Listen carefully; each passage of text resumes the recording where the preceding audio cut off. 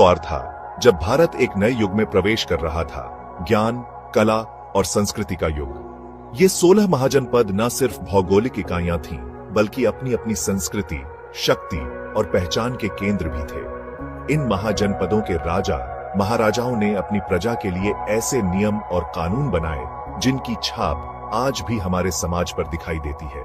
तो चलिए शुरू करते हैं ये रोमांचक सफर और जानते हैं इन 16 महाजनपदों के बारे में। अंग महाजनपद, जो आज के बिहार राज्य में स्थित था। अंग महाजनपद अपनी समृद्धि और शक्ति के लिए प्रसिद्ध था। यहाँ के राजाओं ने अपनी प्रजा के लिए कई कुएं खुदवाए और सिंचाई की उत्तम व्यवस्था की। हम दक्षिण भारत की ओर रुख करते हैं, जहां गोदावरी नदी के किनारे बसा था अश्मक महाजनपद। यह महाजनपद अपने व्यापार और वाणिज्य के लिए जाना जाता था। यहाँ से तक रेशम, मसाले और कीमती पत्थरों का निर्यात होता था।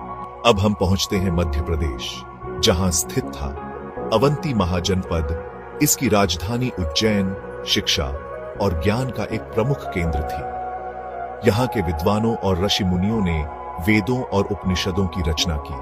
चेदी महाजनपद, जो आज के उत्तर प्रदेश और मध्य प्रदेश के कुछ हिस्सों में फैला था, अपने वीर योद्धाओं के लिए प्रसिद्ध था।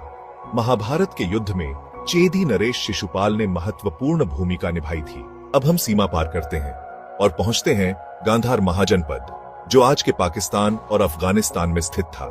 यह महाजनपद रेशम मार्ग का, जहां से भारत का व्यापार पश्चिमी देशों से जुड़ा था।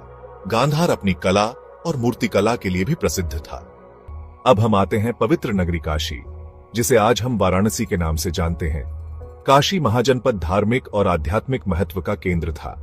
यहाँ गंगा नदी के तट पर अनेक मंदिर और घाट स्थापित हुए।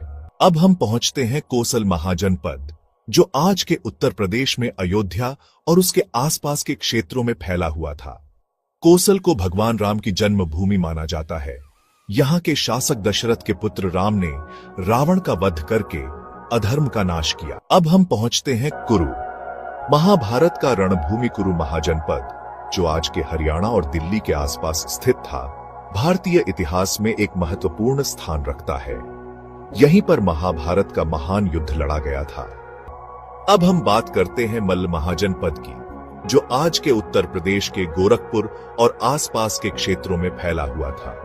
मल्ल गणराज्य भगवान बुद्ध के काल का एक महत्वपूर्ण गणराज्य था। यहीं पर भगवान बुद्ध ने अपना अंतिम उपदेश दिया था। मत्स्य वीरों की धरती मत्स्य महाजनपद, जो आज के राजस्थान में अलवर